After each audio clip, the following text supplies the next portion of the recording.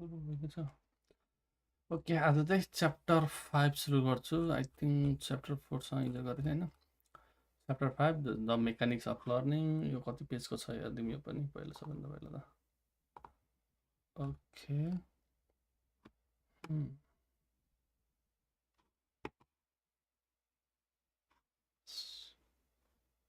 कहाँ छ यसको अब कहाँबाट देखाउँछ ऊ चाहिँ कति पेजको छ भनेर। View, read mode, okay.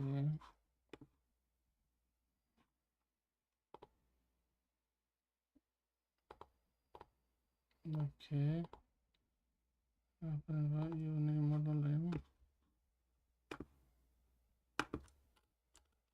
5 number कुन पेजबाट? 103बाट हो। कन्ट्रोल बीले हो बुकमार्क्स निकाल्ने। कन्ट्रोल बी होइन बुकमार्क्स, भ्यू बुकमार्क्स,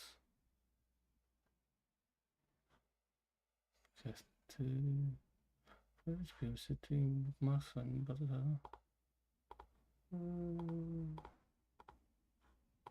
कमेन्ट होममा पनि छैन, फाइलमा त पनि गरे भएन होला झन्। ओके, 103बाट आई थिङ्क कति नम्बर छ? अटोग्राडहरू भयो जस्तो लाग्थ्यो।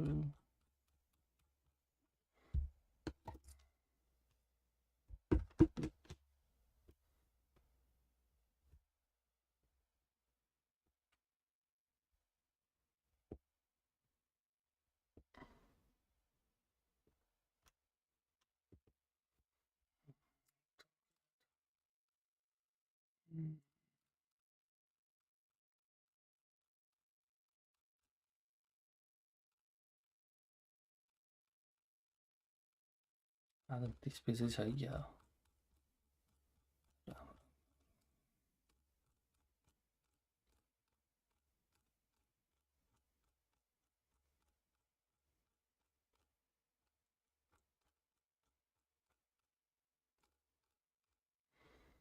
चालीस 38 पेजको छ। माय गॉड, 2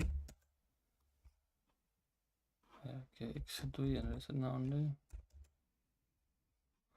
102 103बाट स्टार्ट होइन। अब 38 पेज गरे आज 37 पेजको the mechanics of learning. This chapter covers understanding how algorithm can learn from data, reframing learning as parameter estimation, using differentiation and gradient descent, walking through a simple learning algorithm, how PyTorch support learning with AutoGrad. With the blooming of machine learning that has occurred over the last decade, the notion of machines that learn from experience has become a mainstream theme in both technical and journalistic circle. Now, how it is exactly that a machine learn, and what are the mechanics of this process, or in which, in words, what is the algorithm behind it? From the point of view of observer, a learning algorithm is presented with input data that is paired with desired outputs. Once learning has occurred, that algorithm will be able to produce, will be capable of producing correct outputs when it is fed new data that is similar enough to the input data it was trained on. With deep learning, this process works even when the input data and desired output are far from each other. When they come from different domains, like an image and a sentence describing it, as we saw in the chapter 2. A timeless lesson in modeling. Building model that allows us to explain input-output relationship dates back centuries at least, when John Kepler, a German mathematical astronomer, 1571-1630, figured out his 3 laws of planetary motion in the early 1600s. He based them on data collected by his mentor Tycho Brahe during naked eye observation, seen with the naked eye and written on the piece of paper. not having Newton's law of gravitation at his disposal. Actually, Newton's used Kepler work to figure things out. Kepler extrapolated the simplest possible geometric model that could fit the data. And by the way, it took him 6 years of staring at data that didn't make sense to him. Together with incremental realization to finally formulate this law, we can see this process in figure. So Jones candidate model, so faster, solar, equal area over time, focus ellipse, okay, Kepler first and second law. So observation from for multiple planet. Kepler first law reads the orbit of every planet is an ellipse with the sun at one of the two foci. He didn't know what caused orbit to be ellipse, but given a set of observation for a planet or a moon of a large planet like Jupiter, he could estimate the shape, the eccentricity, and size. The semi-latus rectum of the ellipse with those two parameters computed from the data, he could tell where the planet might be during its journey in the sky.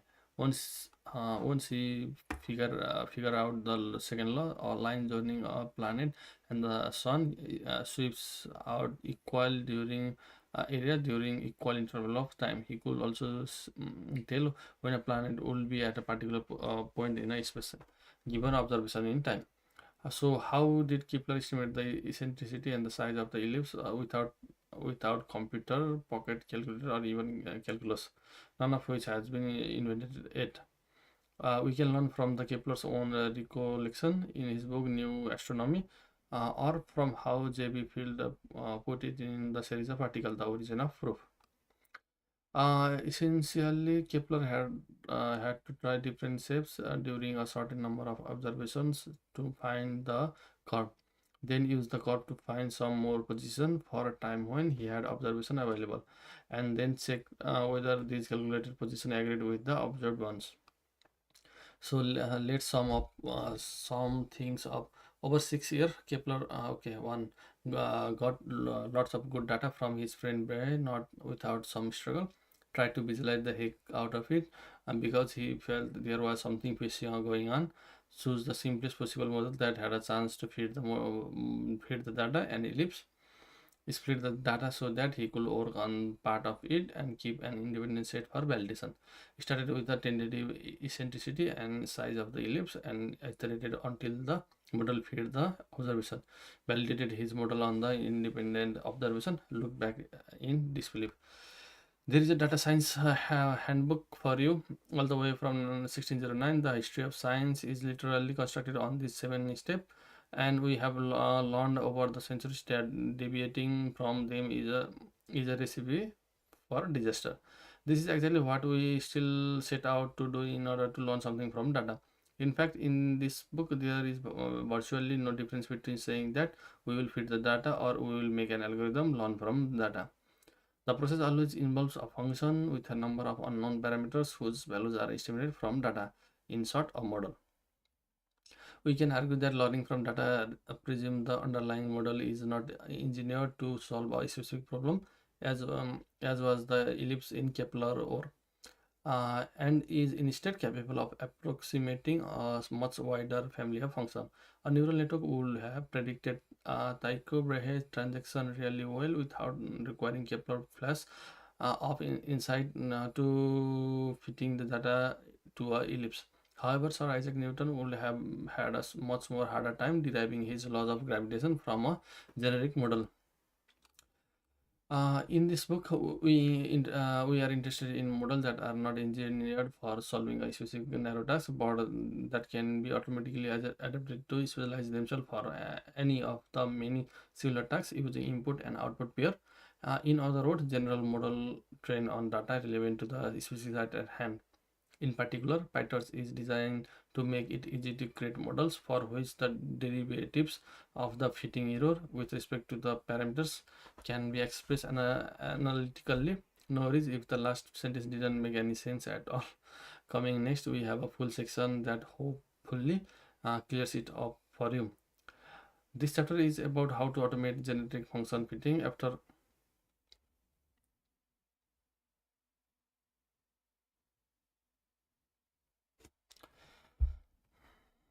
After all, this is what we do with deep learning or deep neural network being the generic function. We are talking about, and PyTorch makes this process as simple as transparent as possible. In order to make sure we got the key concept right, we will start with a model, and that is a lot simpler than deep neural network. This will allow us to understand the mechanics of learning algorithm from first principle in this chapter, so we can move to more complicated models in chapter 9. Chapter 6, learning is parameter estimation. In this section we will learn how we can take data, choose a model, and estimate the parameters of the model so that it will give prediction on the new data. To do so, we will leave the intricacies of planetary motion and divert our attention to the second hardest problem in physics: calibrating instruments. uh, Figure 5.2 shows the high-level overview of what we will implement by the hand of the chapter. Given input data and the corresponding desired output ground truth, as well as initial values for the weight, and the model is fed input data forward pass, and a measure of the error is evaluated by comparing the result output of the ground truth in order to optimize the parameter of the model. It weight the change of the error following a unit change in the weight, that is gradient of the error with respect to the parameter, is computed using the chain rule of the derivative of the composite function backward pass. The value of the weight is operated in the direction that leads to the change in the error.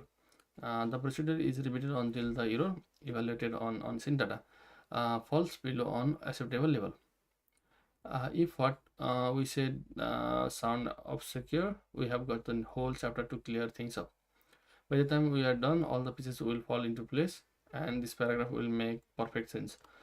We are now going to take a problem with noisy dataset, build a model, implement a learning algorithm for it. Then we will be doing everything by hand. But by the end of the chapter, you will be letting PyTorch to do all the heavy lifting for us.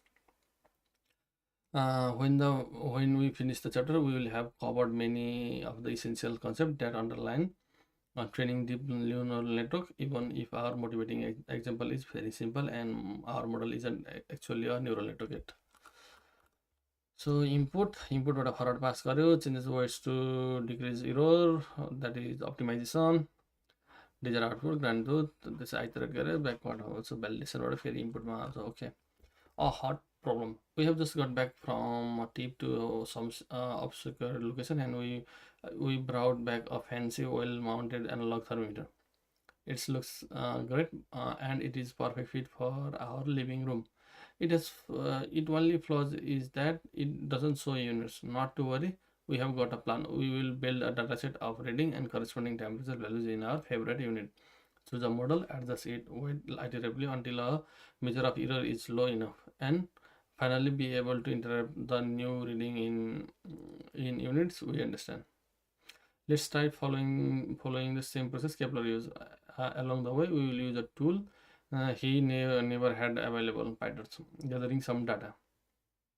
We will start by making a note of temperature data is good old Celsius and measurement from our new thermometer, and find things out. After a couple of weeks, here is the data. So data लिएर आउनु पर्यो, data ल्याउनु पर्यो. Data ल्याउनलाई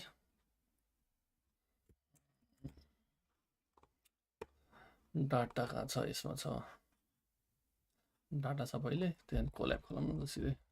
collab अहिले चाहिन्छ, के अहिले चाहिन्छ बनाउन. Okay,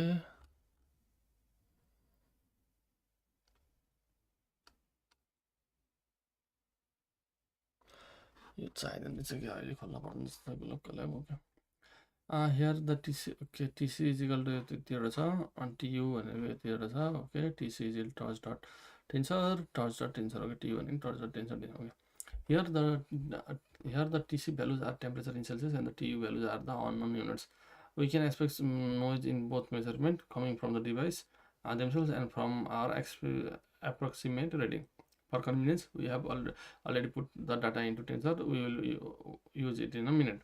Virtualizing the data.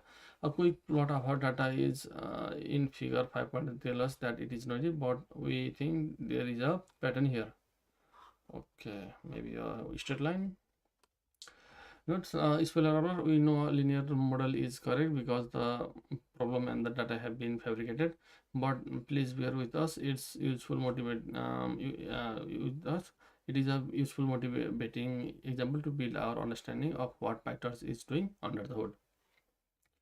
Choosing a linear model as a first try. In the absence of further knowledge, we assume the simplest possible model for converting between the two set of measurement, like just like Kepler might have done. The two may be linear related, that is multiplying tu by a factor and adding a constant. We may get the temperature in Celsius up to the n error that we omit. Okay, Tc is equal to W into Tw plus B.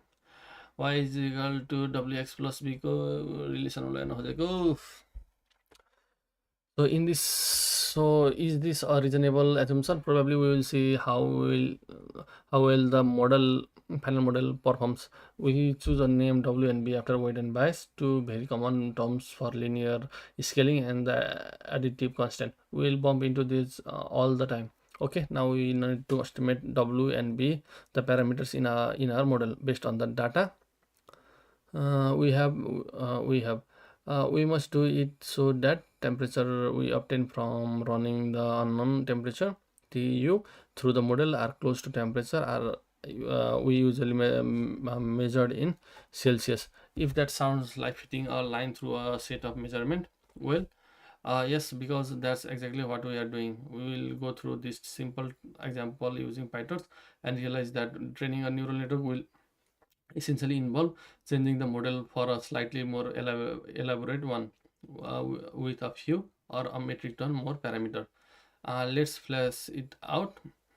Again, we have a model with some unknown parameter and we need to estimate those parameters so that the error between predicted output and the measured values is as low as possible. We notice that we still need to exactly define a measure of the error. Such a measure, which we refer to as an loss function, should be high if the error is high and should ideally be as low as possible for a perfect match. Our optimization process should therefore aim at finding W and B that the loss function is at minimum. Less loss is what we want. Loss function or a cost function is a function that compute single numerical value that the learning process will attempt to minimize. The calculation of loss typically involves taking the difference between the desired output for some training sample and the output actually produced by the model when fed into samples. In our case, that we will be difference between the predicted temperature Tp output by our model and the actual measurement Tp minus Tc. We need to make sure that the loss function makes the loss positive both when Tp is greater than and when it is less than the true Tc. Again, the goal is for Tp to match Tc. We have a few choices. The most straightforward being Tb minus Tc absolute error, absolute negative, and okay, Tb minus Tc का power 2. Based on the mathematical expression we choose, we can emphasize or discount certain error. Conceptually, a loss function is a way of prioritizing which error to fix from our training samples, so that our parameter update result in adjustment to the output for the slightly weighted samples instead of changes to some other samples output that had a similar loss.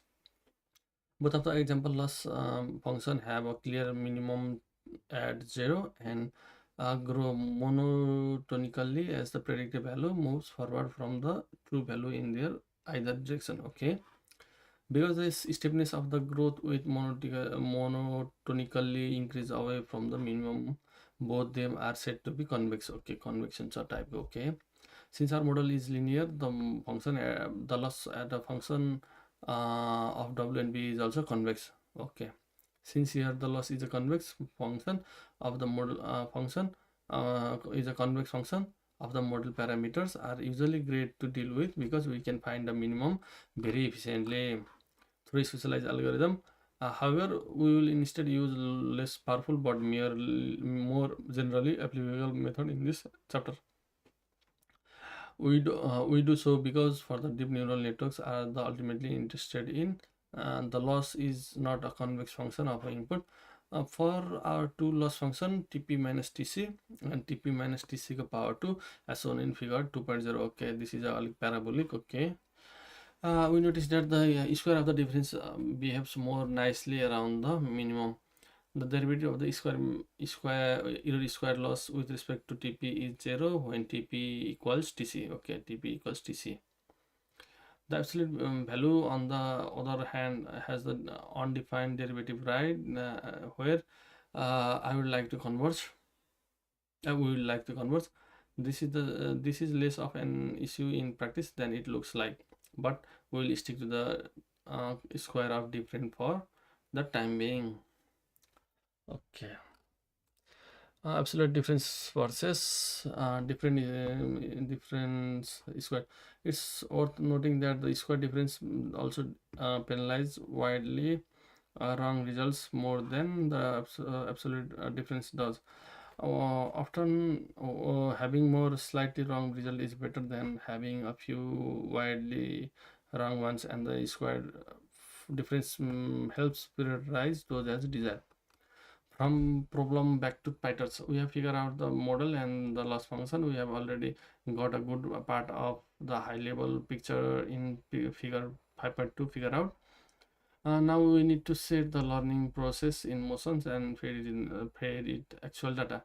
Also enough with math notation. Let's switch to PyTorch. After all, we come here for fun. We have already created our data tensor, so let's write down the model as the function. Okay कुन थियो भन्दाखेरि this one यो भनेको chapter chapter chapter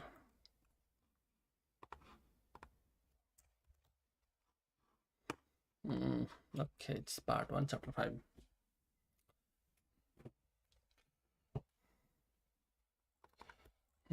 part 1 chapter 4 maybe chapter 5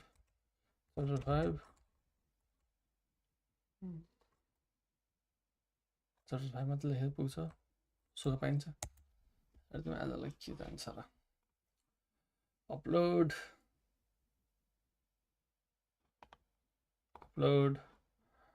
okay chapter 4 होइन chapter 5 chapter 5 chapter 5 छैन जस्तो chapter 5 okay data दिन छैन code पो चाहिन्छ कोड हेर्न पनि च्याप्टर हेर्न गइन्छ कि च्याप्टर प्यारामिटर एस्टिमेसन होला हेर्न पनि थियो ओके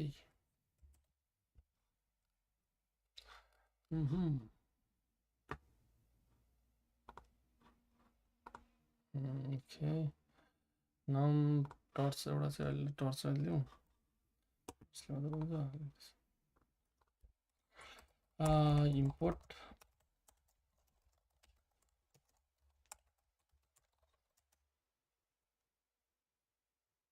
टर्च इम्पोर्ट होइन त्यस पछाडि control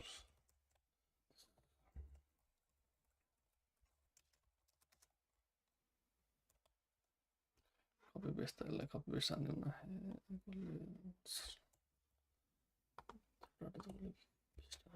okay TC is equal to torch tensor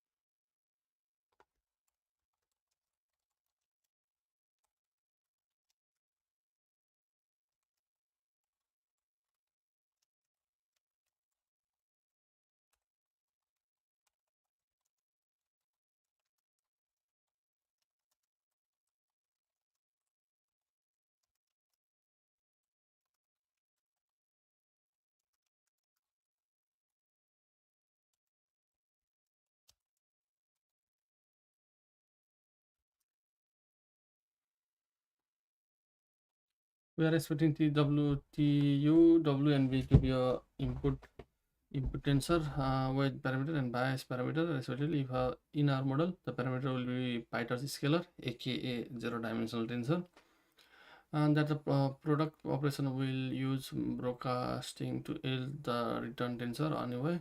Time to define our loss. So loss is equal to d loss is equal to TP TC. So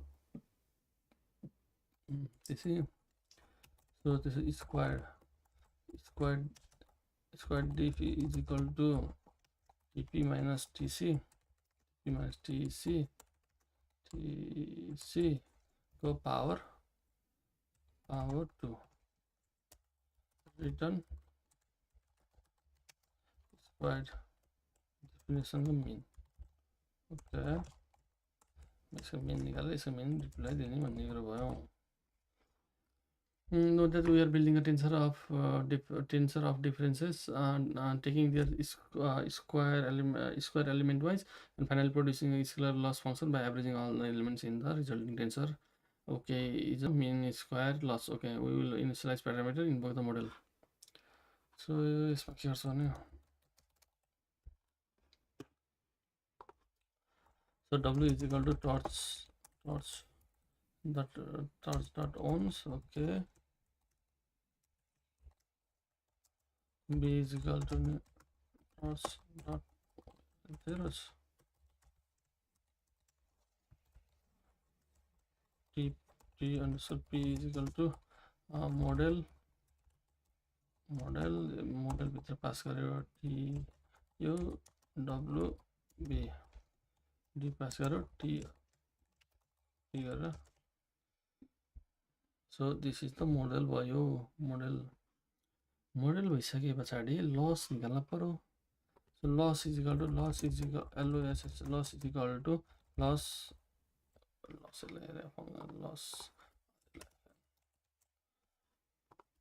underscore fn गरेर यसमा पास गर्न पनि के छ TP पास गर्यो, T underscore P पास गर्यो, TC चाहिँ T underscore C पास गर्यो. सेल्सियसमा छ loss. So loss आयो यति. We implemented the model and the loss in this section. We have finally reached the mid of the example. How do we estimate W and B such that the loss reaches a minimum? We will first work things out by hand and then learn how to use PyTorch as superpower to solve the same problem in a more general off the shelf way. Broadcasting. We mentioned broadcasting in chapter 3 and we promised to look at it more carefully when we need it. In our example, we have two scalar zero dimensional tensor W and B, and we multiply them with and add them to vector one dimensional tensor of length B. Usually, and in early version of PyTorch 2, we can only use element wise binary operations such as addition, subtraction, multiplication, and division for arguments of the same shape. The entries in matching position in each of the tensor will be used to calculate the corresponding entry in the result tensor. Continued. Broadcasting, which is popular in NumPy and adopted by PyTorch, relaxes this assumption for most binary operation. To uses the following rules to match tensor elements for each index dimension counted from the back. If one of the operand is size 1, is that dimension PyTorch will use the single entry along with dimension with each of the entries in the other tensor along this dimension. If both sizes are greater than 1, they must be the same and the natural matching is used. If one of the tensor have more index dimension than the other, the entirety of the other tensor will be used for each entry along this dimension. This sounds complicated and it is more error prone if we don't play close attention, which is why we have named the tensor dimension as follows in the section 3.4. But usually we can either write down the tensor dimension so that what happens or picture what happens by using space dimension to show the broadcasting as in the following figure. Of course, this will be theory if we didn't have some code examples. So x is equal to torch 1, okay, y is equal to torch 1 3 into 1 go size go, torch 1 into 3 size go, e is equal to torch 1 2 1 1. So print the f x y.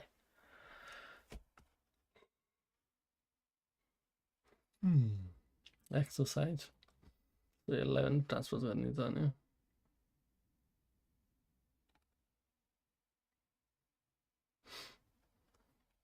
So these are the array. So these are the values. C is equal to a0 plus b0, c0 1 is equal to a0 plus b1. So a0 ले सबैलाई गर्ने, a1 ले सबैलाई गर्ने. Okay. Done along the gradient, we will optimize the function with respect to the parameter using the gradient descent algorithm.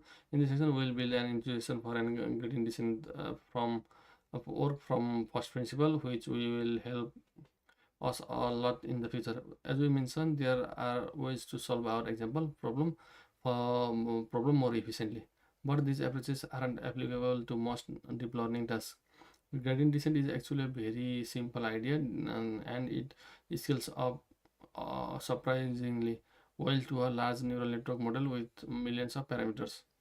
Let's start with a mental image, which we conveniently sketch up in the figure 5.5. Suppose we are in a front of machine supporting two knobs labeled W and B.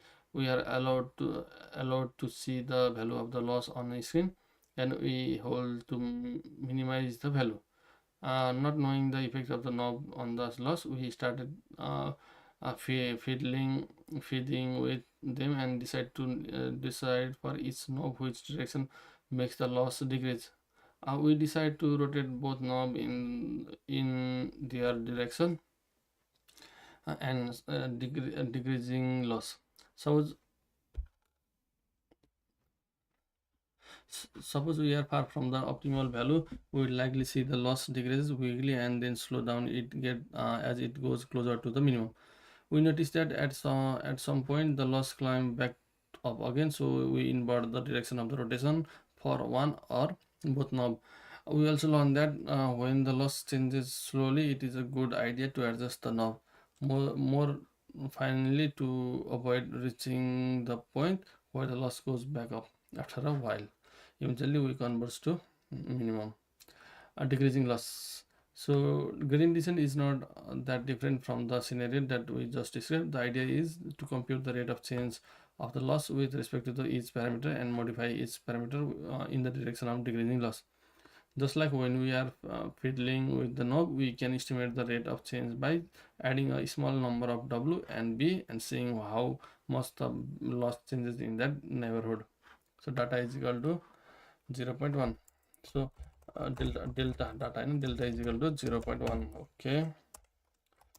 So loss rate of change W is equal to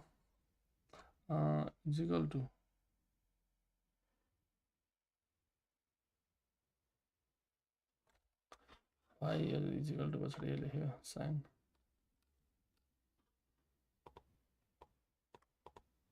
backward slash loss fn model भित्र के बस्छ t यसरी यो w plus w लाई delta ले जोड्ने भने हो delta b र r को model त गइहाल्यो हैन त्यसपछि tc minus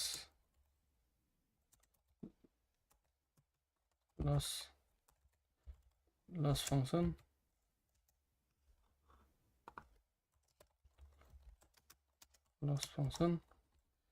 model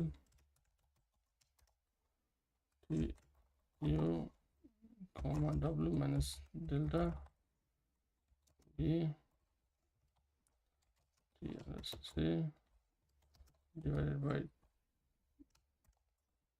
2.0 delta.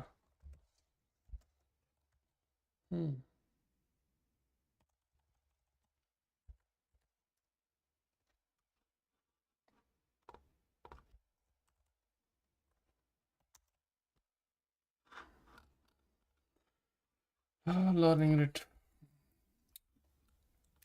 This is saying that in the neighborhood of the current values of W and B, a unit increases in W leads to some changes in the loss. If the value is negative, then we need to increase W to minimize the loss. Whereas if the change in positive, we need to decrease the W by how much? Applying a change to W that is proportional to the rate of change of the loss is a good idea, especially when the loss has the several parameters. We apply a change to those that exert a significant change on the loss. It is also wise to change the parameters slowly in general, because the rate of change could be dramatically different at a distance from a neighborhood of the current W value. Therefore, we typically should scale the rate of change by a small factor. This scaling factor has many names. One of we use in machine learning is learning rate, learning rate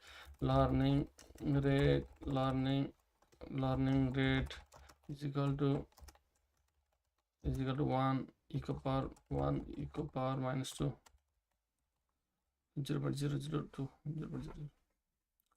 W is equal to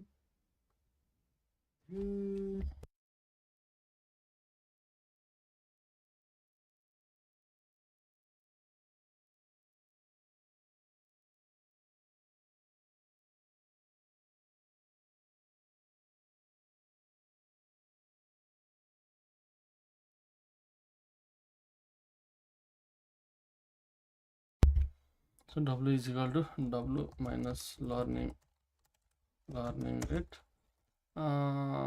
into loss loss loss rate of change. Okay, so loss for B11 same गर्न सकिन्छ भन्ने कुरो. Okay,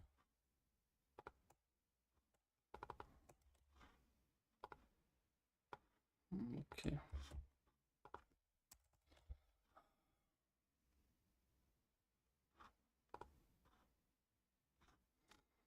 Okay, this represents the basic parameter. Okay, this represent the basic parameter update step for gradient descent.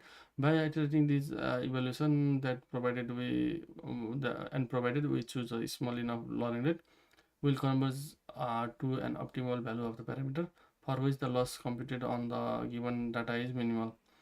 We will show the complete iterative process soon. But for the way we just computed, our rate of change is rather crude and need an upgrade before we move on. Let's see why and how. Getting analytical. Computing the rate of change by using repeated evaluation of the model and loss in order to probe the behavior of the loss function in the neighborhood of W and B doesn't scale well to model with many parameters. Okay, also it is not always clear how large the neighborhood should be. We choose delta equal to 0.1 in the previous section, but it all depends on the shape of the loss as a function of W and B. If the loss changes too quickly compared to delta, we don't have a very good idea of in which direction the loss is decreasing the most. What if we could make the neighborhood infinitesimally small, as in figure 5.6? That's exactly what happened when we analytically take the derivative of the loss with respect to our parameter in a model. In a model with two or more parameters like the one we are dealing with, compute the individual derivative of the loss with respect to each parameter and put them in a vector of derivative, the gradient. Okay, यसको यतापट्टि जाँदैछ, यो यतापट्टि आउँदैछ हुन्छ. Okay, यो यतापट्टि आउँदैछ हुन्छ, यो यतापट्टि जाँदैछ.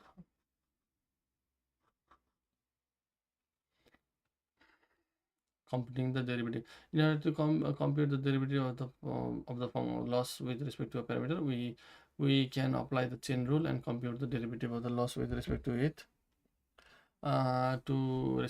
input, which is the output of the model. Okay, times the derivative of the model with respect to the parameter. So d function slash dw is equal to, so derivative function हो यो त.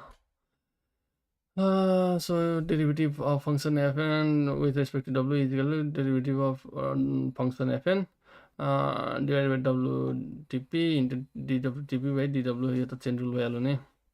Recall that our model is a linear function and the loss function is the sum of its square. Let's figure out the expression for the derivative recalling.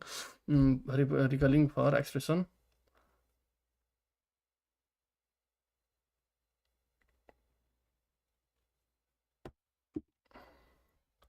It's a linear expression for of the loss.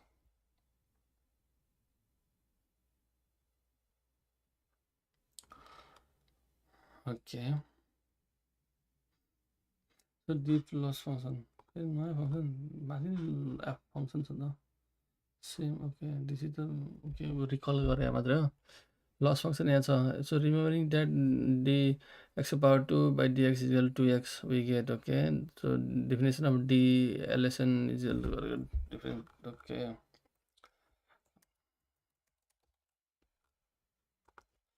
So definition of the loss fn t underscore p t underscore c dsq dif is equal to 2 into 2 underscore p underscore p minus t underscore 2 underscore c divided by tp t underscore p dot size. Okay.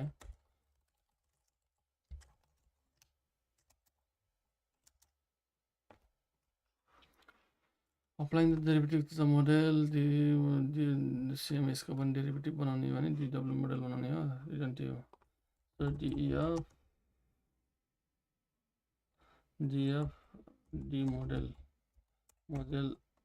dw one t so you so t so w आउँछ यसमा b आउँछ यसमा return the dw du मात्र return किनभने यसको derivative यही हुन्छ नि हो.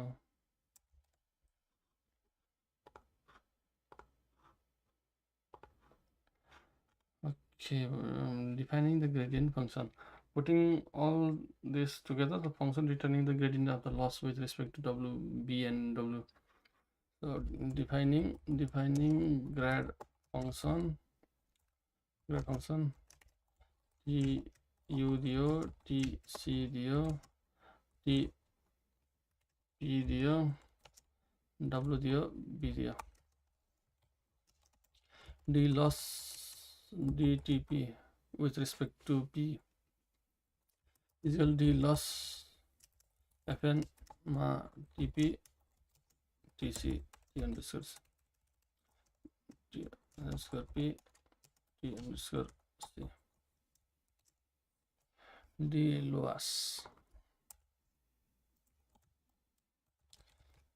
loss with respect to p पनि आयो त्यसो नि the loss with respect to dw is d loss dpt into d model measurable dw t u w b. तो छाव तरिकाले सिकाएर चाहिँ यार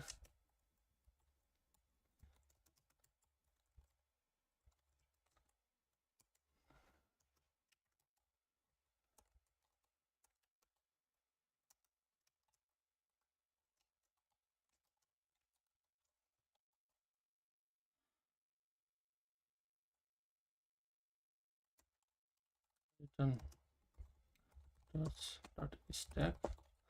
stacking सिकाएर चाहिँ okay d loss dw dot sum go largo d loss dv go dot sum.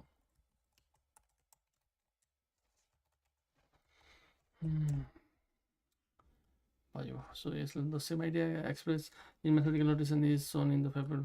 Okay, we are averaging that that is summing and dividing by the constant over all the data points. Okay, gradient and okay, dl by dw, dl by dv.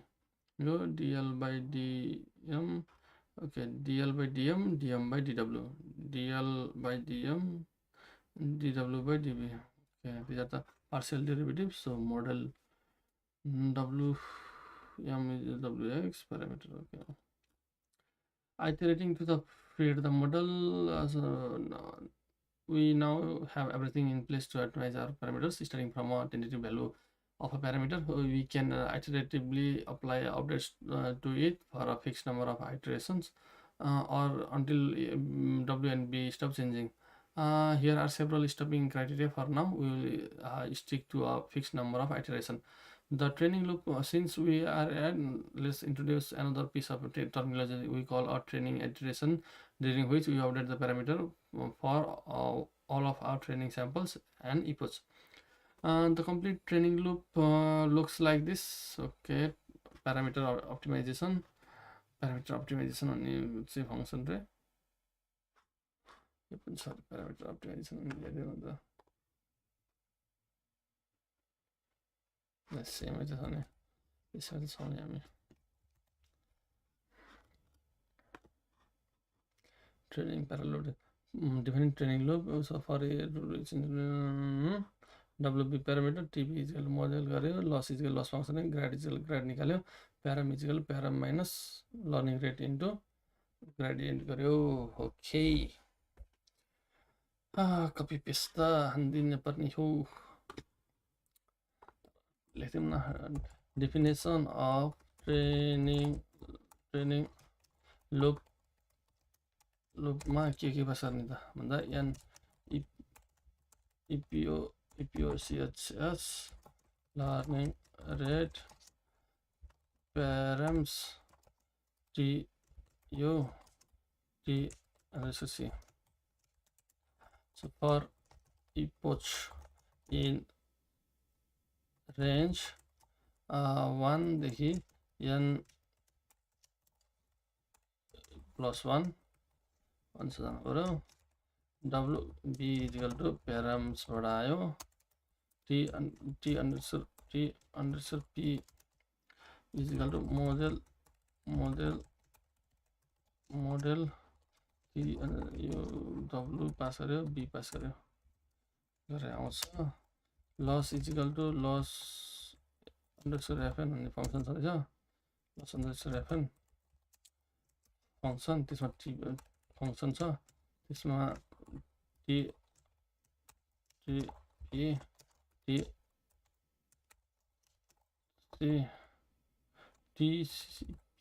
पास गर्ने हो र. लस function हुँदा टिपी आयो, टिपीमा सिधा model ground value त TC हुन्छ. TC त्यसपछि लस आयो, लस आएपछि ग्रेड फंक्सन निकाल्यो होला. Grad is equal to grad function. Okay, grad फंक्सनमा पास के गर्नु भन्छ भन्दाखेरि t underscore u t underscore c t underscore p w b यति पास गर्दै भयो. त्यसपछि params is equal to params minus learning rate into grade. ग्रेडले हटाइदिनु भन्ने कुरो भयो. print epoch ampersand d loss ampersand f ampersand epoch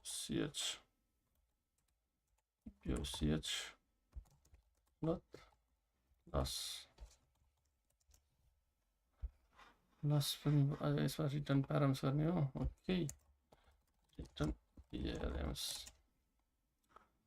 okay, यो w को भित्रबाट गर्ने हो भने रिटर्न गर्दा बाहिरबाट रिटर्न गर्ने. ओके, त्यो भयो भनेपछि ट्रेनिङ लुप भनेर पास गर्ने होला. ओके, सो ट्रेनिङ लुपमा के पास गर्न लाग्छ भन्दाखेरि अब n epoch is equal to 100 learning rate is equal to 1 equal power minus 2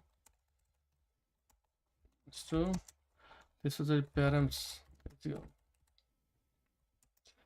is equal to torch dot tensor 1 comma 0 0.0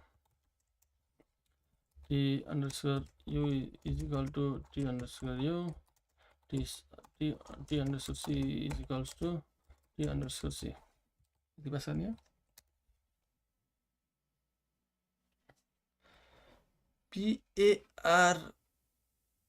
PARAMS params. So invalid syntax perhaps you forget a comma.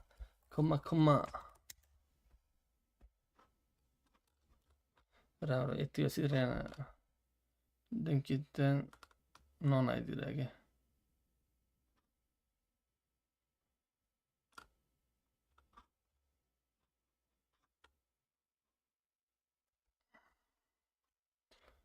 okay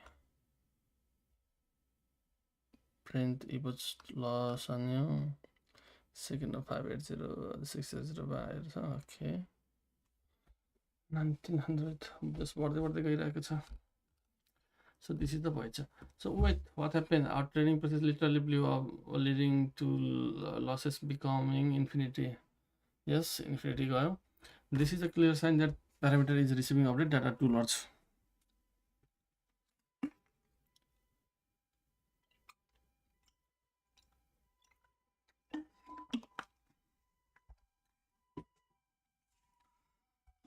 Okay.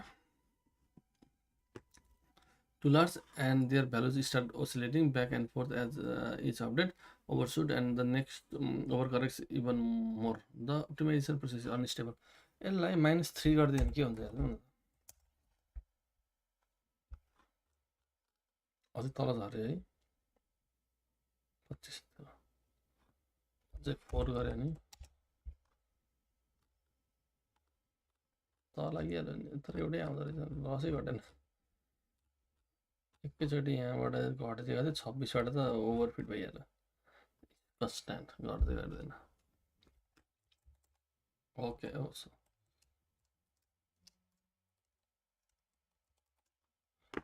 Hi. Undo insert redo गर्न Ctrl Shift Y गर्नु Ctrl Shift Y पनि दिँदैन होला अब यो लेख्न पर्ने भयो TC training room पर के भाषा हुन्छ र यति नै हो आई थिंक यसमा गरेको इपोच मेबी लर्निङ रेट छुटेको होला 1 equal power minus 2 यो सब कमा छुट्यो होला 2 भयो इपोचमा इपोच पास गर्यो लर्निङ रेटमा learning rate parameters PARAMS params is equal to torch dot zeros मा थियो कि 1 मा थियो यार टेन्सर पो गरेको छु zeros मा टेन्सर र्यान्डम राखेर चाहिँ र्यान्डम साट र्यान्डमाइजर पनि मिल्थ्यो पाउँदा 1.0 1.0 र 0.0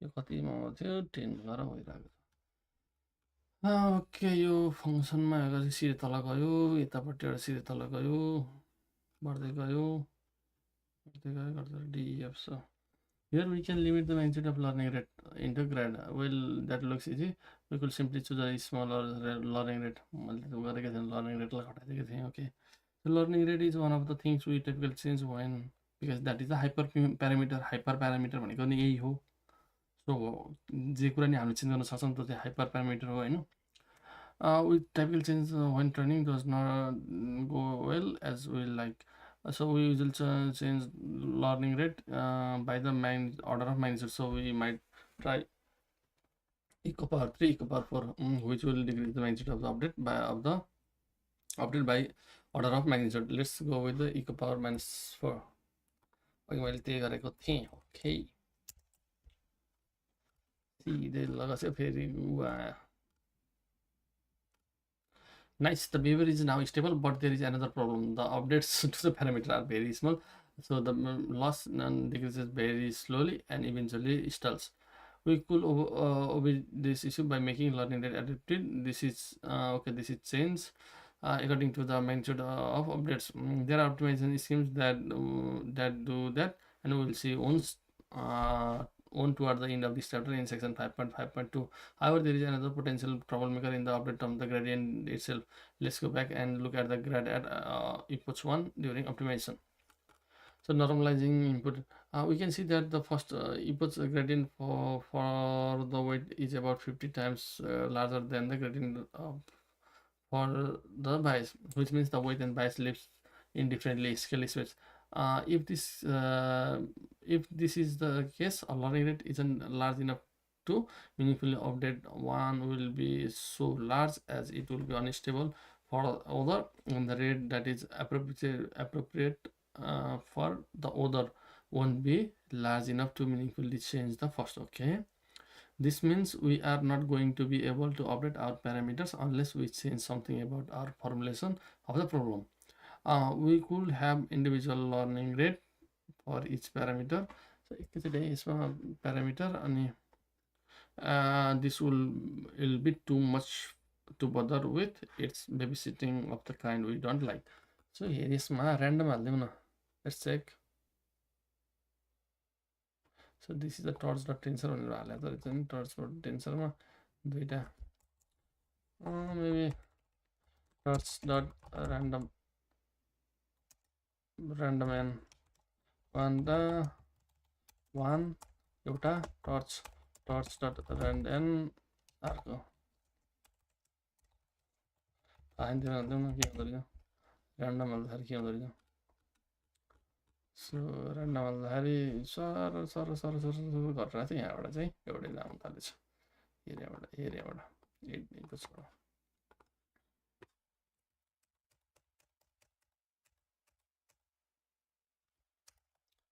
आठबाट आएको थियो, यसमा नि चाहिँ 8बाट आउने होला हो. 9बाट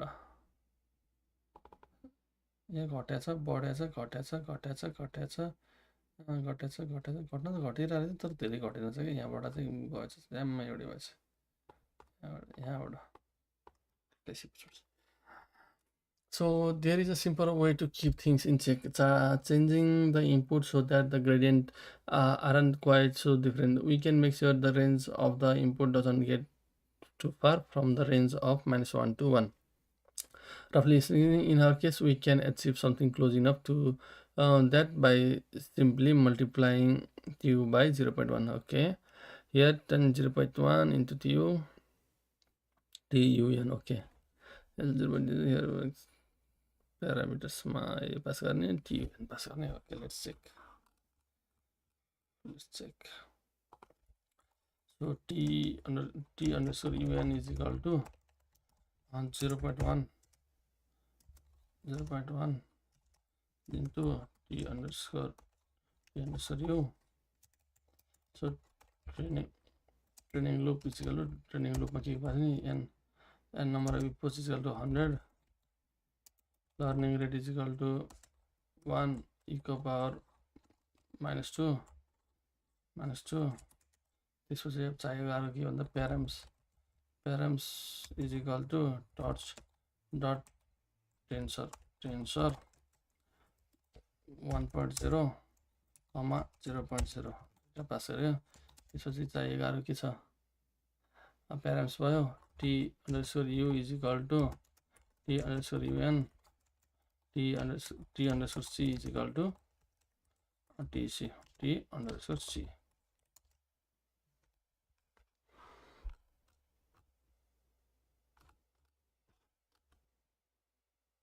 अट्ठाइस 22मा आएको छ. यसमा 32 आइरहेको छ. ओके, त्यही पनि कन्ट्रोल F9 सबै रन गरिदिउँ. Okay, even though we start our learning rate to don't blow up during iterative updates, let's Take a look at the gradient. They are of similar magnitude, so using a single learning rate for both parameters look just fine. We could probably do a better job of normalization than simply selling a factor of 10. But since doing so,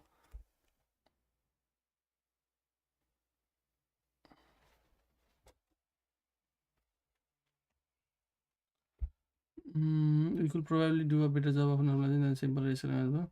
But since doing so is good enough for our need, we're going to stick with that for now. Note the normalization here absolutely helps to get the network trend, but you could make an argument that it is not strictly needed to optimize the parameters for this particular problem. And that's absolutely true. The problem is small enough that there are numerous ways to build the parameter into submission. However, for larger, more sophisticated, not.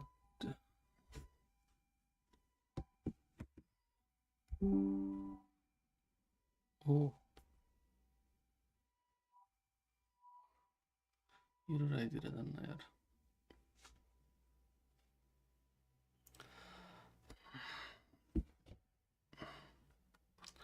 So params is training loop.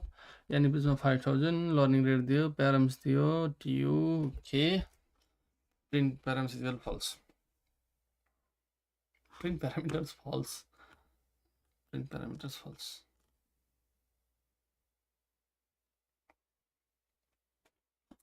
Print parameters false भनेर कहाँबाट आएर अनि त्यो function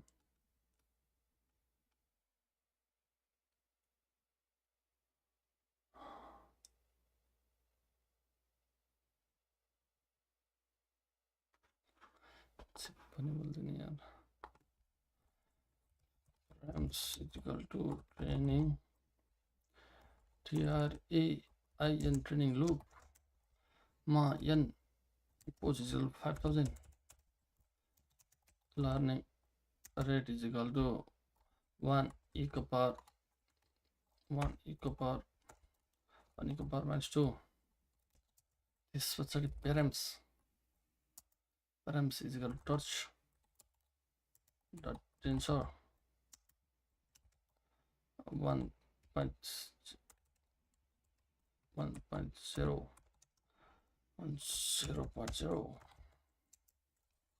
T underscore U is equal to T underscore UN T underscore C T underscore C. Print दिएर काम त छैन त्यो भने print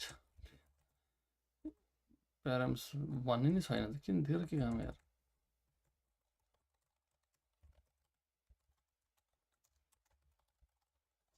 Let's see. कमा दिन खालि के गर्छु.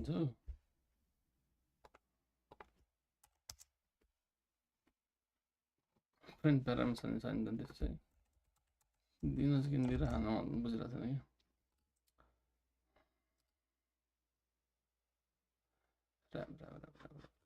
जति पास गरे पनि त्यो 22 त घट्दै घट्दैन त.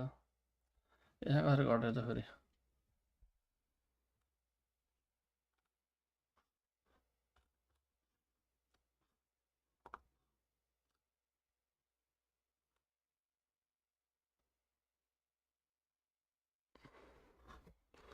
पाँच हजार नै गरेर नै घट्दैन त आफ्नो. के फेरि मजाक भइरहेको.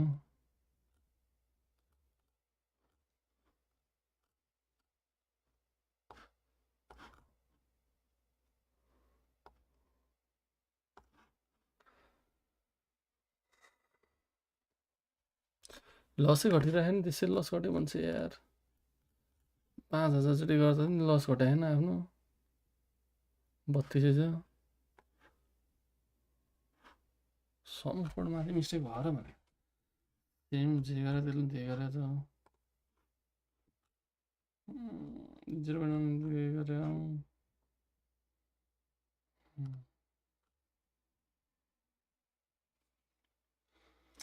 यसले त फङ्सन यहाँ फङ्सन चेन्ज गरेर रहेछ नि त. यो हेर भनेर रहेछ क्या कि एकछिन यो उयोलाई दिएको छ भनेको त त्योहरू दिएको यसमा छ यो हेर भनेर रहेछ कि त्यो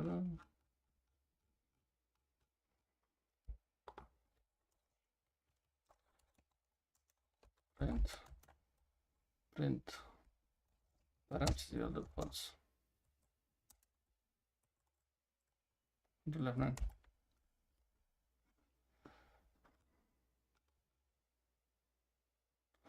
जतिखेर लस त काट्दैन कहाँ घटे यसको even though we got a lot of variant didn't blow during iteration, let's take a look at the gradient. Okay ल घटेको रहेछ न म फेरि घटेन त यहाँ उयो हेरेर अर्कै बोलाइरहेको रहेछ parameters don't blow. Okay, so using single learning rate for both parameters just looks fine. Okay, हामी यहाँ पो थियो त यसमा त घटेको देखाएर हाउ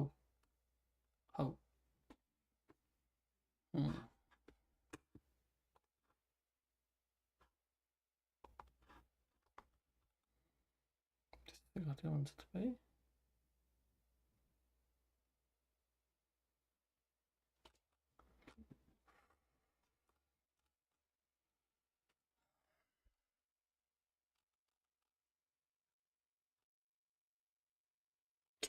के बुझ्दैछ हामी केमा के मिस्टेक गरेँ कि I think I don't know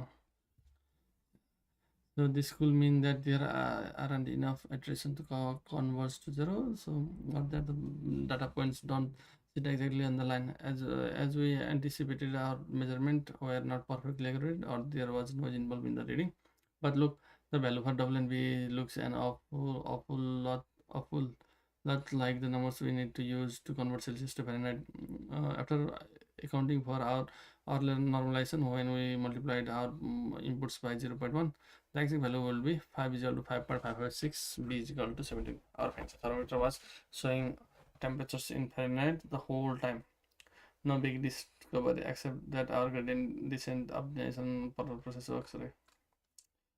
visualisation गर्यो दिस इज द ऊ भन्न खोजेको के लिनियर कर्भ आयो भन्न खोजेको PyTorch AutoGrad propagation all times back propagation all things.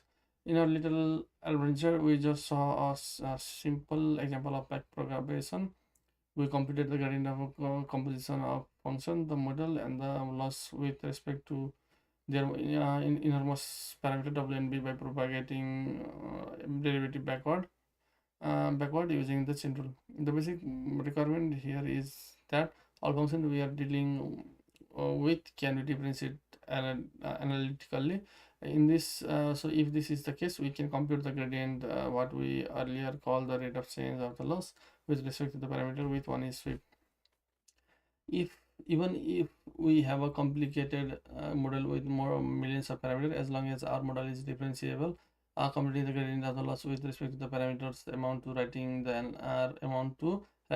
analytical expression for the derivatives and evaluating them once. Okay, granted writing the analytical expression for the derivatives of a very deep composition of linear and non-linear function is not a lot of fun, so it isn't particularly quick either. Okay. Computing the gradient automatically. This is when PyTorch tensor comes with a rescue with a PyTorch component called AutoGrad. Chapter 3 presented a comprehensive overview of what tensor are and what functions we can call on them. We left out one very interesting aspect. However, PyTorch tensor can remember where they came from in terms of the operation and parent tensor that originate them. And they can automatically provide the chain of derivatives of such operation with respect to their inputs. This means we won't need to derive our model by hand. Given a forward expression, no matter how nested, PyTorch will automatically provide the gradient of that expression with respect to its input parameters. Applying autograds. At this point, the best way to proceed is to write our thermometer calibration code, this time using AutoGrad. See what happens. First we call our models and loss function. Okay, PyTorch को AutoGrad अन्य हेर्ने रे. So PyTorch को AutoGrad अन्य का option.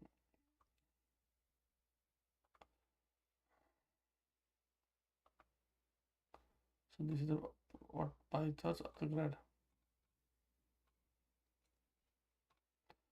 Okay.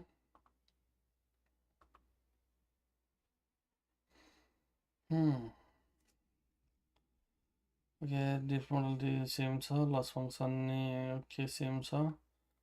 this society parametric tensor. Okay, recurse grad true गर्ने using the grad attribute. Notice the recurse grad attribute arguments to the tensor constructor. That argument is telling PyTorch to track the entire family tree of tensor resulting from operation on parameters. On the other word, any tensor that will have params as an ancestor will have access to the chain of the function that we were called to get the parameters to the tensor. In case these functions are differentiable, and the most PyTorch tensor operation will be the value of the derivative will be automatically populated as a grad attribute of the param tensor. In general, all PyTorch tensor have an attribute named grad. Normally, it is none. So params dot grad is equal to none हुन्छ is none गर्दाखेरि true भन्दो रहेछ. Okay, all we have to do is to populate with the start with the tensor with recursive grad is set to true, then call the model and compute the loss and call backward on the loss tensor. loss is a loss बोलायो back loss lie backward लेख्ने बित्तिकै gradient हुन्छ auto grad हुन्छ. So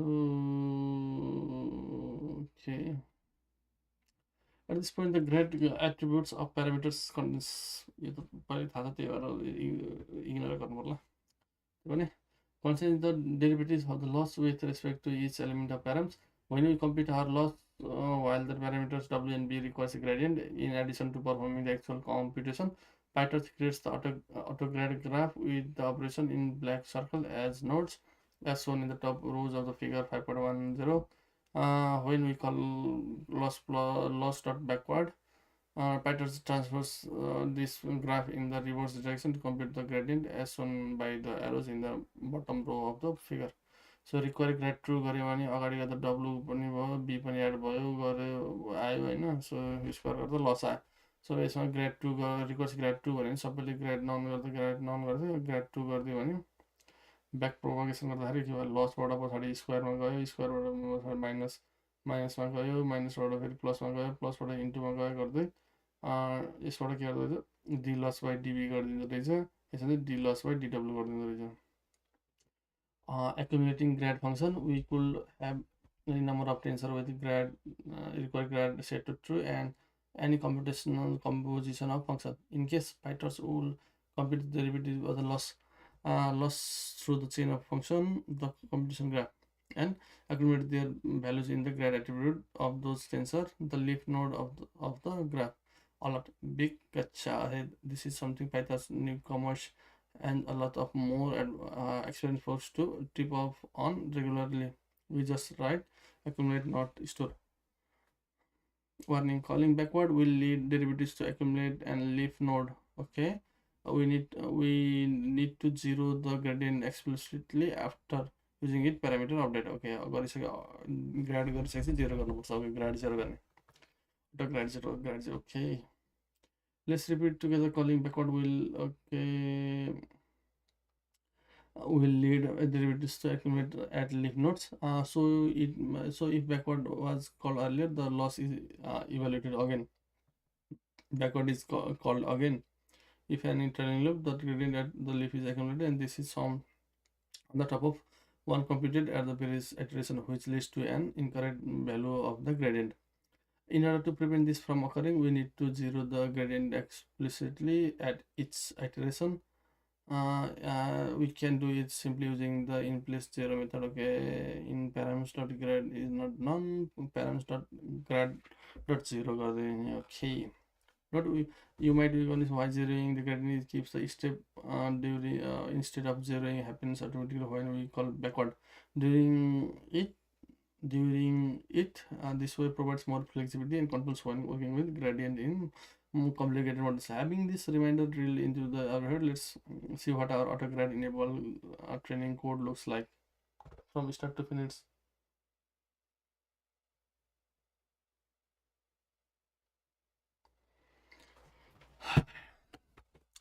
So definition training loop and epoch learning rate param use TC for epoch in range 1 and epoch plus 1. If params.grad is not known, params.grad लाई 0 गर्ने. TP is equal to model TP गरे loss लाई backward गरिदिने. Backward गर्नेपछि with torch.no grad params is equal to minus is equal to learning rate into घटाइदिने. Okay, note that our code updating param is not quite as straightforward as we might have accepted. There are two particularities. First, we are encapsulating the update in the no-grad context using the Python with statement. This statement within the with block. The Python's autograd mechanism should look away. That is not add is to the forward graph. Okay. In fact, when we are executing this bit of code, the forward graph that PyTorch record is consumed when we call backward. Okay, forward गरेको backward गर्दा consume हुन्छ, leaving us the parameter leaf node. Okay, but now we want to change this leaf node before we start building a fresh forward graph. And see, फेरि forward हुने बेला चाहिँ के गर्नु पर्यो, 0 गर्ने हो भन्नु खोज्यो. While this use case is usually wrapped inside the optimizer we discuss in section 5.5.2, we will take a closer look when we see another common use of no grad in section 5.5.4. Second, we update parameter in place. This means we keep the same params tensor around but subtract our update from it. When using autograd, we usually avoid in place update because PyTorch autograd engine might need the value we will be modifying for the backward pass here. However, we are operating without autograd and it is beneficial to keep the params tensor, not replacing the parameter by assigning the new tensor to their variable. Name will become crucial when we register our parameters with the parameter optimizers in section 5.5.2. So यसो गर्दै यसमा लस गर्दै गयो भने चाहिँ यसमा चाहिँ यसमा रिक्वायर्ड ग्राडलाई ट्रु गर्ने सेम भइहाल्यो नि. So adding required grad true is the case. So यसले चाहिँ गर्छ भन्ने कुरो, यसले चाहिँ ट्र्याक गर्छ भन्ने कुरो. Okay, the result is the same as we got previously. Good for us. It means that while we are capable in the hand, we no longer need to optimizers or LA kate. In the example code, we use vanilla gradient descent for optimization, which work fine for our simple case. Needless to say that there are several optimizer strategies and tricks that can assist conversion, especially when models get complicated. We'll dive deeper into this topic in this later chapter. But now this is the right time to introduce the way PyTorch abstract the optimization strategy away from user code. That is the training loop we have examined, and this saves us from boilerplate busy work of having to update each and every parameter to our model ourselves. The Torch model has an optim submodule where we can find classes implementing different optimization algorithm. Here is an okay optimization. So PyTorch त विभिन्न छ त optimizer त torch.nn torch.optim torch.optim छ त विभिन्न function कतिवटा छ यो एडम डेल्टा त्यही भन्न देखाउन खोजेको क्या. Adam ASTG Adam delta grad Adam Max LB FGS optimizer त बढी छ यसमा. Okay, सबै छ यसमा. Okay, WWD construction take a list of parameter aka PyTorch tensor typically with grad request grad set to true. As the first input, all parameters passed to the optimizers are written inside the optimizer or subject, so the optimizer can update their values and assess their grad attribute as represented in figure. So model parameter loss optimizer le parameter हेर्यो, input model output loss भयो, optimizer parameter त्यसपछि मोडलमा पास गर्दाखेरि लस भनेको लसले back out गर्दाखेरि यतापट्टि गयो optimizer ग्राडलाई run गर्यो. Okay,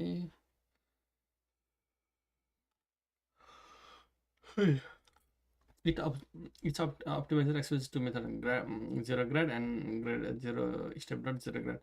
Zero's the grad. Okay, zero's the grad attribute of all the parameters passed to the optimizer upon construction. Step updates the value of this parameter according to the optimization strategy implemented by the specific optimizer. So params is torch dot tensor required grad true learning rate is optimizer optim dot stg param learning rate pass गर्ने यसभित्र प्यारम पास गरिदियो भने त learning rate गरिदियो हुन्छ। मैले last टाइमको first linear regression गर्दाखेरि त्यसमा पनि भनेको छु गरेको छु मैले यो। Here STD stand for stochastic gradient descent actually. So यहाँ चाहिँ STD stochastic gradient descent algorithm. Actually the optimizer itself is exactly a vanilla gradient descent as long as momentum argument is set to 0.0, which is the default. The term stochastic comes from the fact that the gradient is typically obtained by averaging over a random subset of all input samples called a mini batch. However, the optimizer does not know if the loss was evaluated on all the samples vanilla or the random set of them stochastic. So the algorithm is literally the same in the two cases. Anyway, let's take our fancy new optimizer for a spin. Typical model backward गर्दै optimizer usually step गर्दैन.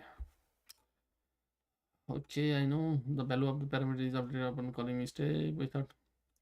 सबैभन्दा पहिला के गर्ने forward पास गर्ने this is कल forward पास गरिसके पछाडि के गर्ने लस क्यालकुलेट गर्ने लस आसी के गरिदिने लसलाई ब्याकवर्ड गरिदिने ब्याकवर्ड गरेपछि चाहिँ अप्टिमाइजरलाई 0 ग्रेड गर्ने अनि स्टेप गर्ने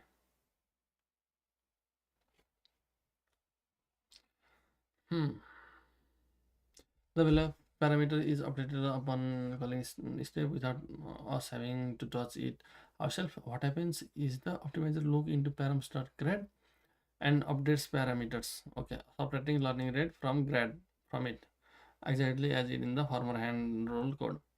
Already to stick this code into a trailing loop, no, the big gotcha almost got us. We forgot to 0 the gradient descent भनेको 0 गर्ने अनि त्यसपछि गर्ने अनि भनेपछि के गर्ने पहिला फरवर्ड पास गरिदिने ड्याममा लगाएर फरवर्ड पास यहाँ गरिदिने फरवर्ड पास गरिसकेपछि लस क्यालकुलेट गर्ने लस क्यालकुलेट गरेपछि 0 ग्रेड गर्ने 0 ग्रेड गरिसकेपछि अप्टिमाइजरलाई 0 ग्रेड गर्ने अप्टिमाइजर 0 ग्रेड भइसकेपछि लसलाई ब्याकवर्ड गरिदिने त्यसपछि अप्टिमाइजरलाई स्टेप गरिदिने perfect. See how the modules help us abstract away the specific optimization scheme. All we have to do is provide a list of parameters. Okay. पहिला के गर्ने फरवर्ड पास त्यसपछि लस क्यालकुलेट गर्ने त्यसपछि अप्टिमाइजरलाई पहिला अप्टिमाइजरलाई 0 ग्रेड गर्ने भएको ग्रेडियन्टलाई सबै 0 गर्ने भन्यो त्यसपछि लस डट ब्याकवर्ड गर्दैछ ग्रेड निकाल्छ त्यसपछि अप्टिमाइजर डट स्टेप भनेपछि अटो ग्रेडमा आएको जुन भ्यालुहरूलाई के गर्छ त्यसले ब्याक प्रोपागेसन गर्दा घटाएर राख्छ त्यसपछि ब्याक स्टेपले त्यो घटाइदिइहाल्छ यी देश नै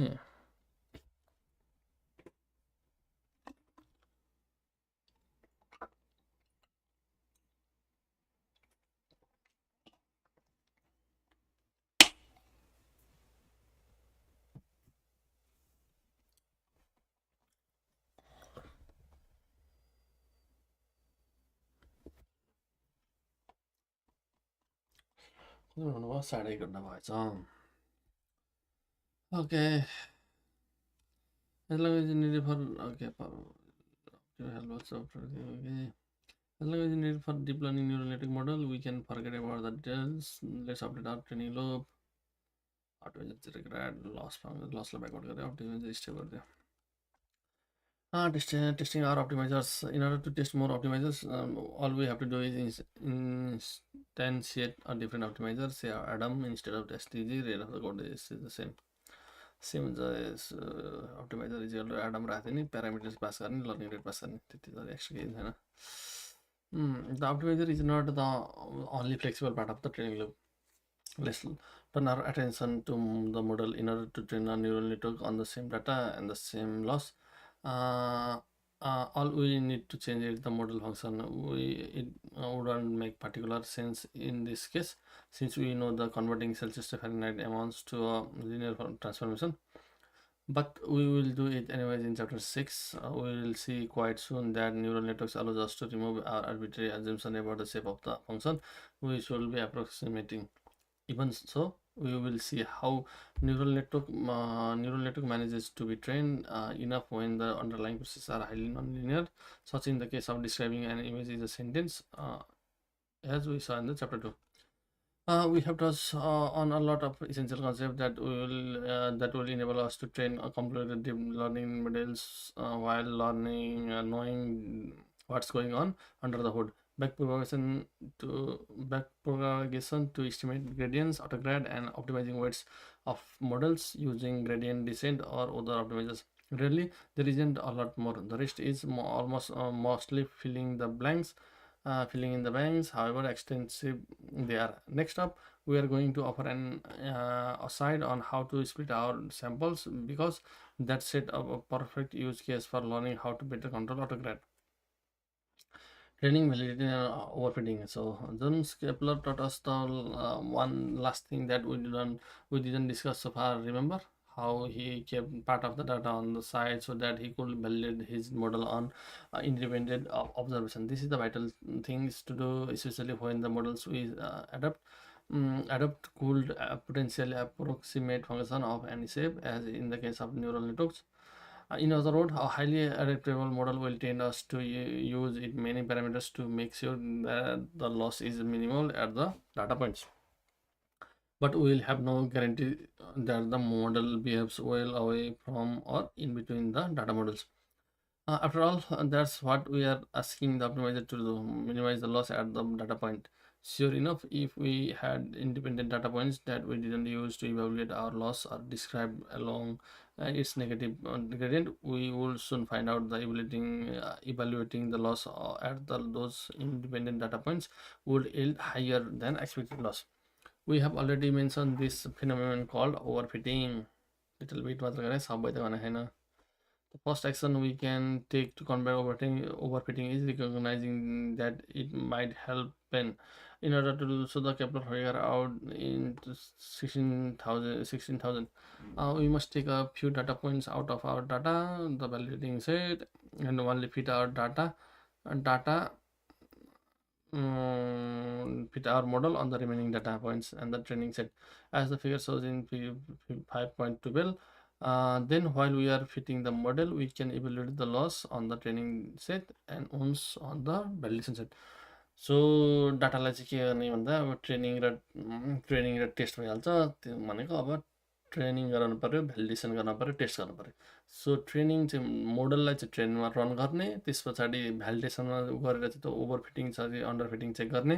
यदि चाहिँ आफूलाई सेटिस्फाइड भयो भने चाहिँ टेस्टमा चाहिँ इभ्यालुएसन गर्ने. Okay, so data data producing process हुन्छ. Training set, validation test.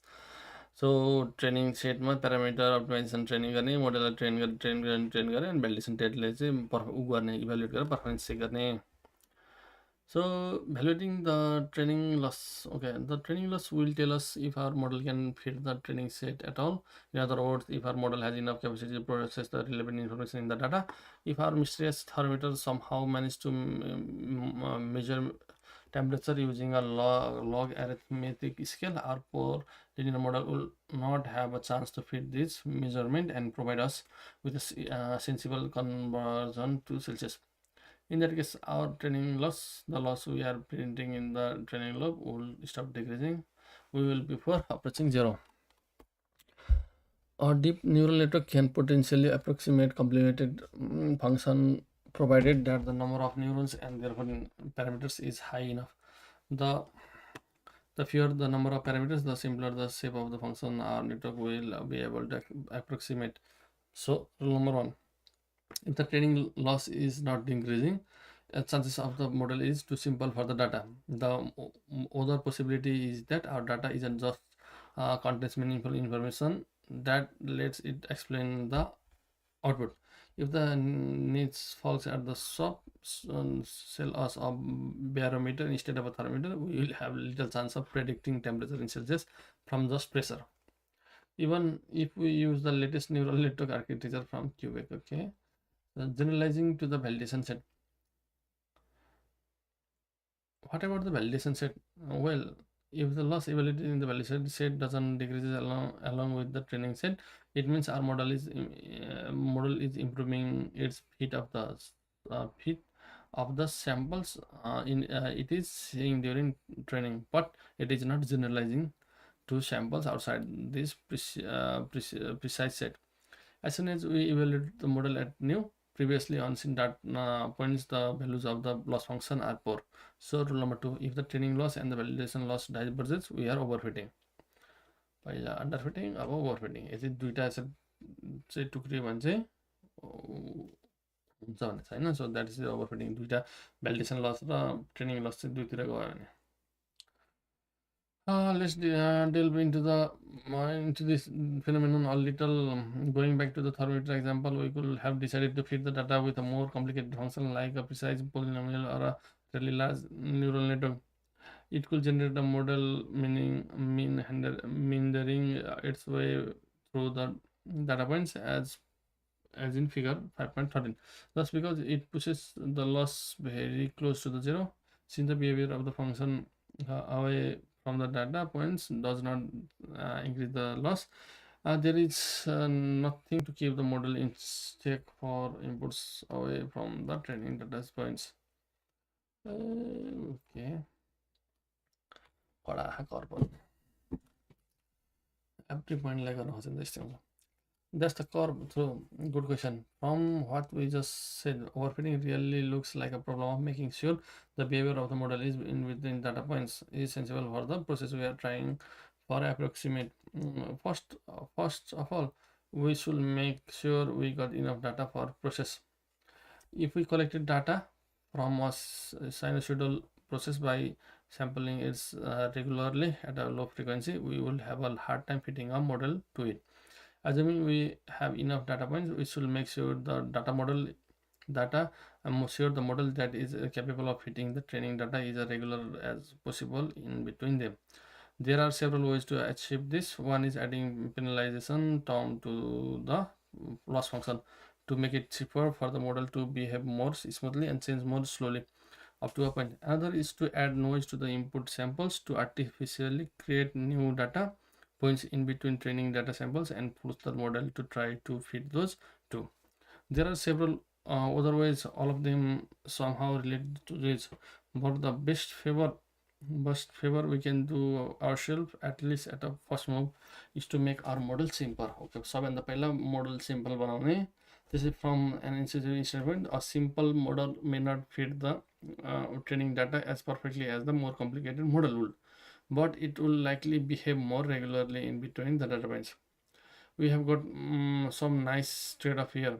On the other one hand, we need to model to have enough capacity to for it to fit the training data. On the other hand, we need the model to avoid overfitting.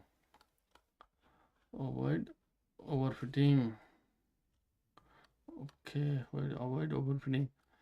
Therefore, in order to choose the right size for the neural network model in the terms of parameters, the process is based on two steps. Increase the size until it fits, and then scale it down until it stops overfitting.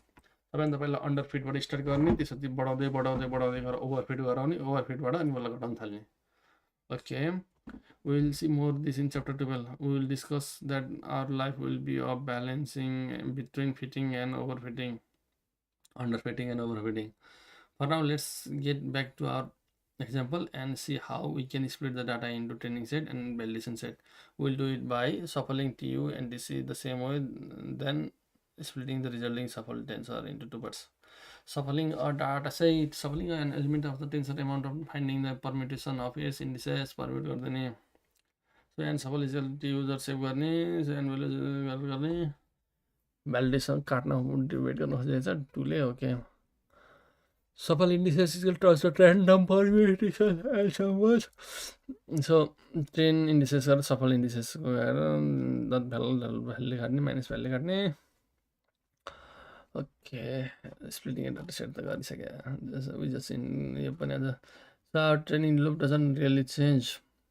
We just want to additionally evaluate the validation loss at every epoch to have a chance to recognize whether we are overfitting. So loss गरेछ हैन, विभिन्न function छ. सो यसमा के भइरहेछ, validation training लस घटिरहेछ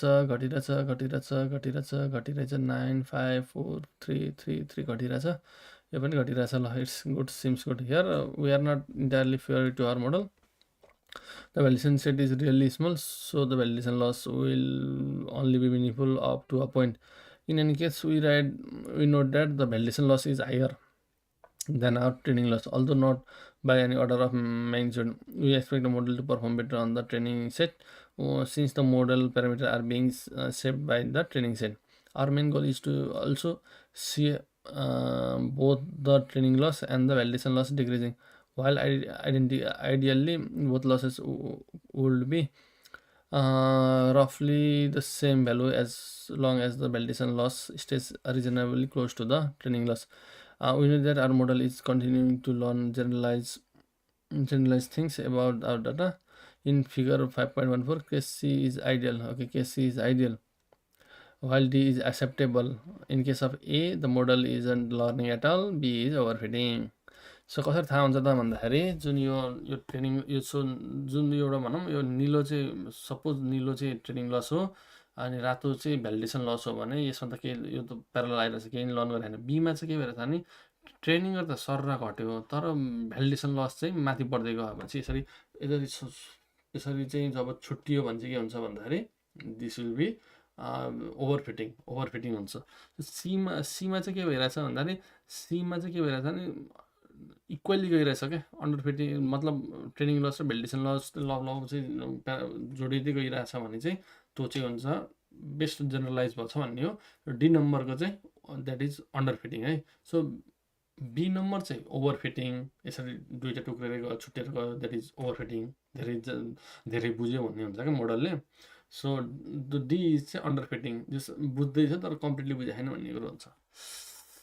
सो autograd and needs and switch it off. Now the previous training loop, we can appreciate that we only call our call backward on the train loss. Therefore, error will only ever propagate based on the training set. The validation set is used to provide an independent evaluation of the accuracy of the model output on data that wasn't used for training. The curious reader will have an embryo of a question at this point. The model is evaluated twice, once on training, once on validation data, and backward is called. Won't this confuse autograd? Won't backward be influenced by the values generated during the pass on the validation set?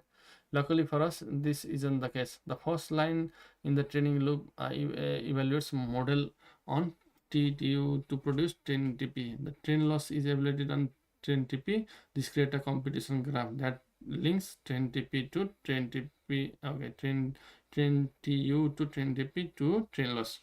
When model is evaluated again on validity, it provides val TP and val loss. In this case, the separate competition graph will be created that links val TU to val TP to val loss. Separate tensor have been run through the same function model and function loss, generating separate competition graph as shown in the figure 5.1 form. So T TU ट्रेनले model T प्याराम्सले T train भन्छ T U भ्यालले models T param त same हुन्छ तर T भ्याल बनाउँछ। Okay ट्रेनले train छुट्टै छुट्टै बनाउँछ भन्ने कुरो छ भने ब्याकवर्ड गर्दाखेरि माथिपट्टिको ट्रेनलाई मात्र गर्छ तलपट्टिको त ब्याकवर्ड गर्नै पर्दैन भन्ने कुरो। The only tensor that those two graphs have in common are the parameters. When we call backward on train loss, we run backward on the first graph.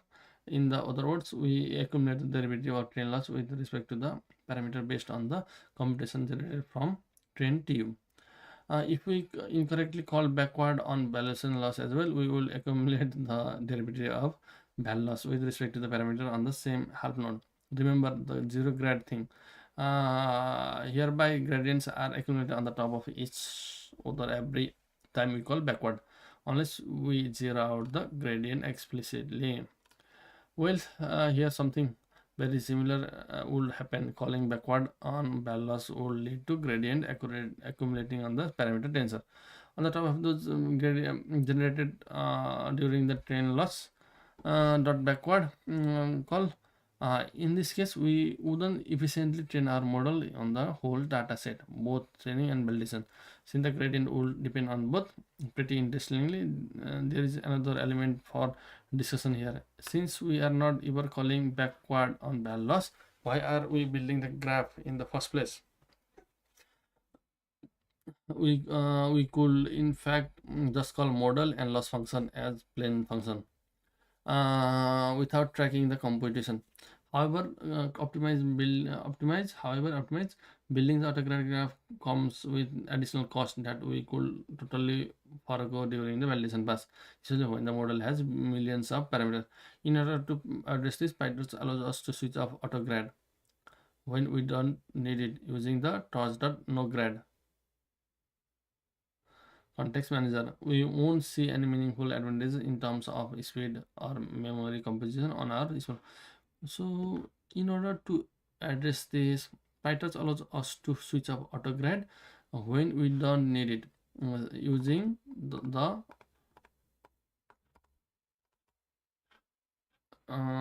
auto torch.nograd context manager. Okay, we won't see any meaningful advantage in terms of speed or memory composition. Okay, केही पनि फरक चाहिँ पर्दैन हुन्छ अब speed र memory composition on our small problems. However, for larger model, okay, the difference can add up. So can सानो डाटामा त फरक पर्दैन तर ठुलो डाटामा चाहिँ फरक पर्छ भन्ने कुरो. Okay, we can make sure this works by taking the value of requires grad attribute on the value loss tensor. So with torch.nograd भ्यालिटी त्यो मोडल गर्ने नो ग्रेड गर्ने. ओके, नो ग्रेड अहिले नो ग्रेडलाई उ गरेछ टर्च डट इन्फ्लुएन्स मोड राखेको छ, no grade हटायो अहिले. सो नो ग्रेड भन्दा अहिले चाहिँ टर्च इन्फ्लुएन्सले भइरहेछ. टर्च डट नो ग्रेडको स्टार्ट हो. टर्च डट नो ग्रेड यस टर्च डट influence mode.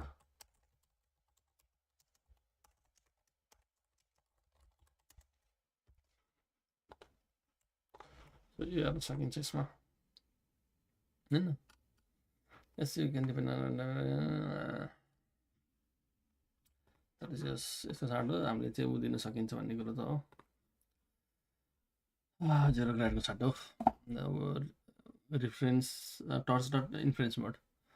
Using the related set grad enabled context, we can also condition the code to run without a grad enable or disable according to the boolean expression. Usually indicates whether we are running in training or inference mode. So inference mode गर्न सकिन्छ भनेर.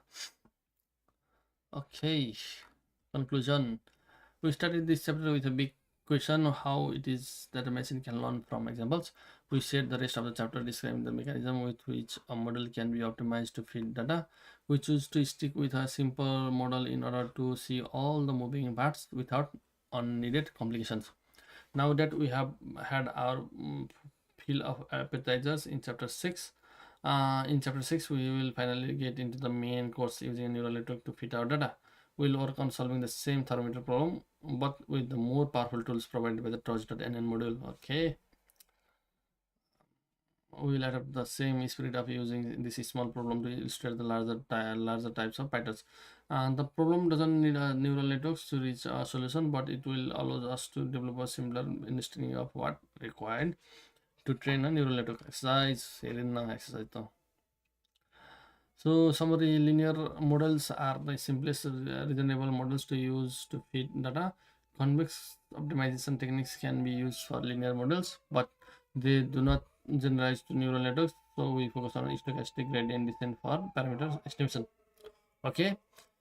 Deep learning can be used for generic models that are not engineered for solving a specific task, but instead we can automatically adapt to specialize them on the problem at hand, solving the problem at hand. So learning algorithm amounts to optimizing parameters of models based on observations. A loss function is a measure of the error in carrying out a task, such as the error between predicted outputs and measured values. The goal is to get the loss function as low as possible. Okay, that's great. The rate of change of the loss function with respect to the model parameter can be used to update the same parameters in the direction of decreasing loss. The optim module in the PyTorch provides a collection of ready-to-use optimizers for updating parameters and minimizing loss functions. So optimizers uses the autograd features of PyTorch to compute the gradient for each parameters depending on how that parameter contributes to the final output. This allows users to rely on the dynamic competition graph during complex parallel process. Okay. Context manager, like with dots no gradient center म inference mode use गर्छु, can be used to control auto gradient behavior. Data is often split into a separate set of training samples and validated samples, and this let us evaluate a model on a data that is not trained on. Overfitting a model happens when the model performance continues to improve on the training set but degrades on the validation set.